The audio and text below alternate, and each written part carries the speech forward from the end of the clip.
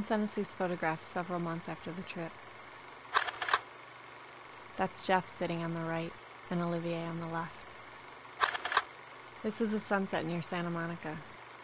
You can see the Ferris wheel on the pier in the background. Here's one of my favorites of them. They'd all rented a small boat at Glacier Park. They're somewhere in the middle of Lake McDonald. This one is beautiful. A landscape in Montana. I hope we can find footage for the film that's as beautiful as this black and white.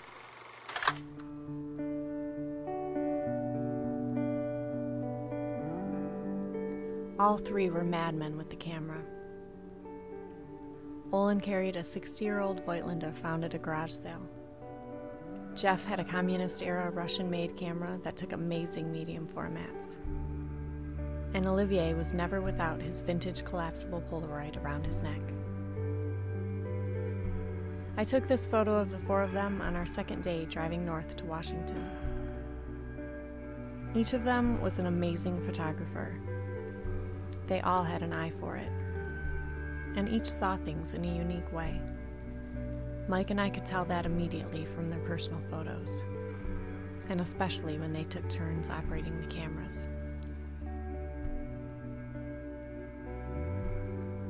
Jeff had a sweet tooth and a curiosity towards American candy, matched only by his romantic aspirations to find a beautiful American girl, waiting unknowingly behind the cash register of a one-pump gas station in the middle of nowhere. He played a miniature pink guitar and was determined to find the perfect pair of sunglasses.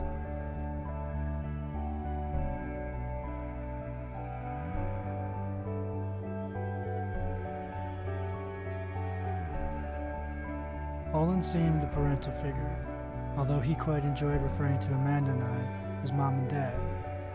He was responsible, often worried and thought I was crazy.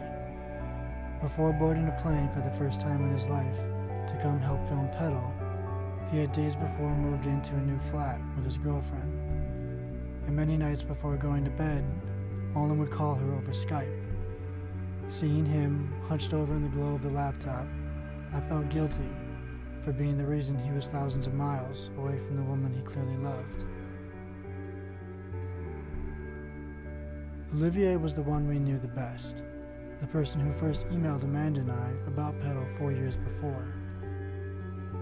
He was the youngest of the crew, but also the most experienced and most traveled. This was his third time back in the States. I would describe Olivier as focused and precise, confident in his talent, and rightfully so. I was extremely inspired and extremely intimidated by him.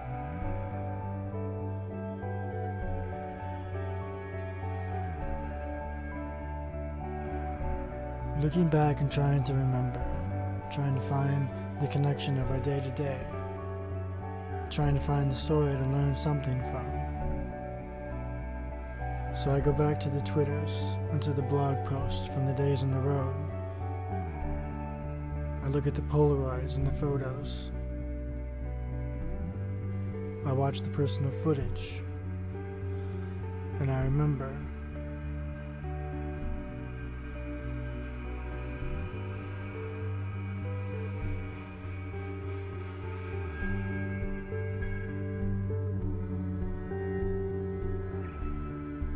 The morning Larry had to leave Jay behind started at Rainy River Campground in Marble Mount and ended in Winthrop after sunset.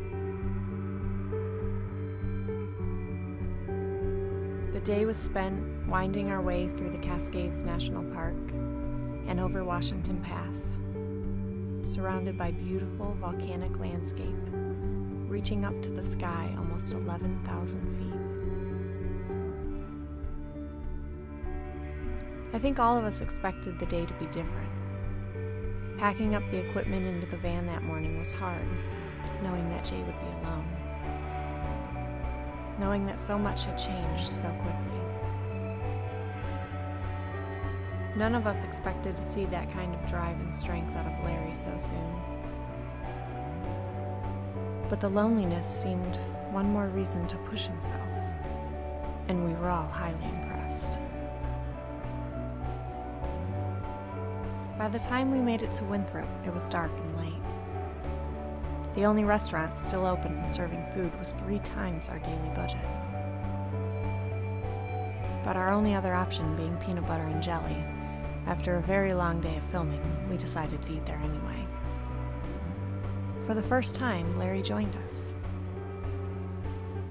Looking back on that night, the 6 of us, sweaty and red from our first full day under the sun, out of place in a room scattered with families in their Sunday best.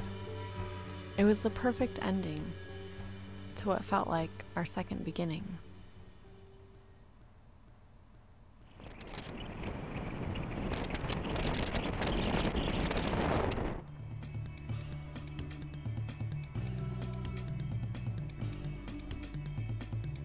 The days that followed were spent following closely behind Larry, wandering from one small town to the next, and losing track of what day it is. The crew spends their first afternoon alone in the States, singing and taking photographs in the middle of Lake McDonald. Spending the night curled up inside our tents, writing blog posts over Evdo. Late nights around the campfire, Jeff singing to us in French while playing his little pink guitar. Listening to the lives of small town people who've never left. People who wanted to see things, go places they'd only read about, make something to share with strangers. Waking up at 4 a.m. and driving 30 miles to catch a sunrise that never came thanks to insanely heavy fog. Skipping rocks. Stuffing ourselves to the point of near explosion at buffets in attempts to get our full money's worth. Cleaning up at local laundromats. Scouring thrift stores and antique shops for local t-shirts and vintage camera equipment. Sitting in the only restaurant at the base of Glacier Park for an entire day, waiting for the heavy rain to pass. Coming back to our campsite only to find our tents, sleeping bags, and clothing drowning in ankle-deep puddles. Taking pictures, filming, 16mm more pictures, trying not to miss anything. Moving forward, making progress, labeling tapes, going over budget, unpacking the van and repacking the van, attempting to be as comfortable as humanly possible with 5 people in a minivan crammed full of camera equipment and camping gear. Getting kicked out of Target by a mob of overly anxious security guards. Backing the rear of our rental van into a tree, blowing out the left light, crumpling the door, destroying the bike rack, and pinching Mike's bike in half. Running into other bicyclists, heading every which way across the country. Eating Thai, drinking sake, and laughing hysterically at Larry's story of slipping backwards into neck-deep river. Watching Larry's silhouette riding into a sunset.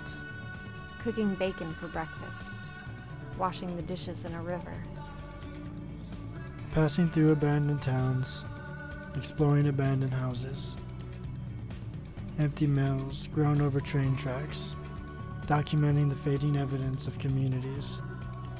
Imagining the people who've moved on, whose roots are tied to collapsing living rooms and rusted barbed wire. Spending the day in Libby. Stopping quickly in every bike shop with no luck of finding replacements for the badly bent bicycle still mounted behind the van. Convincing Amanda to stay. That I need her. That I couldn't do this without her.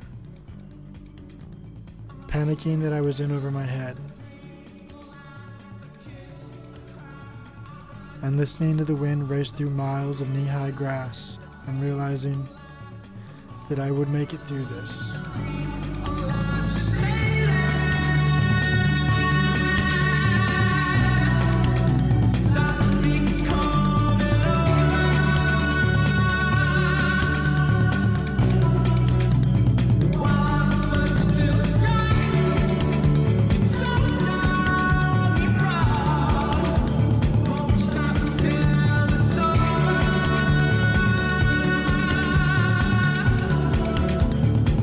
Stop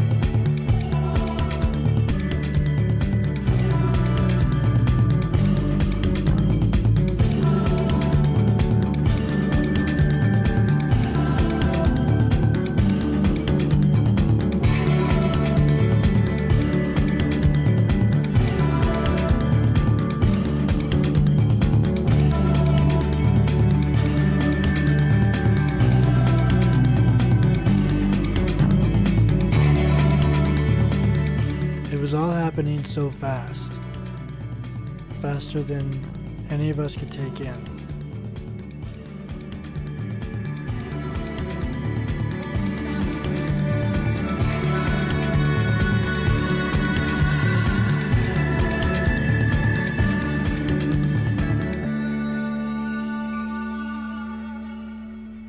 I never wanted it to end.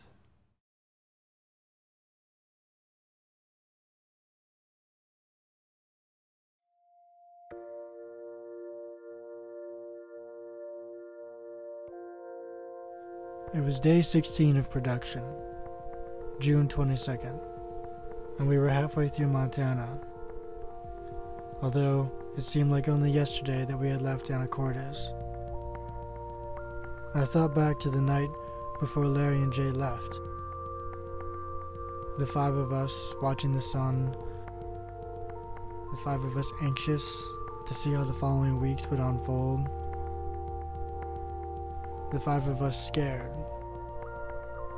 And I remember feeling, in reaction to all of this, confident in my company. Confident in Amanda. Confident with Larry and Jay. Confident with the crew. I felt that alone I would fail. That alone I would set a precedent of being unable to follow through.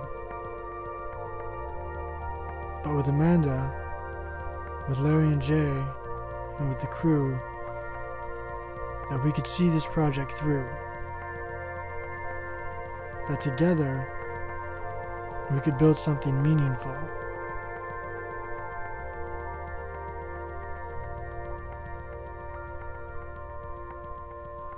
The contents of our van were spread across 2 picnic tables, and it was apparent we were off to a slow start.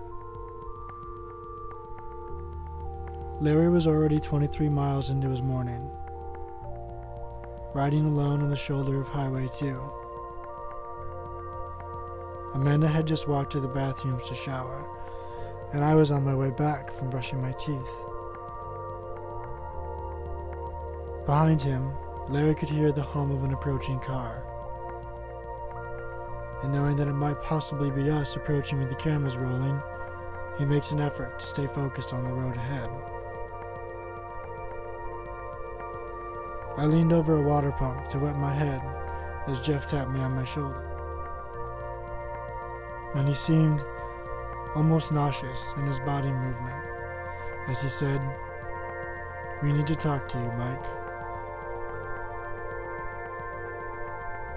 Another car passes Larry,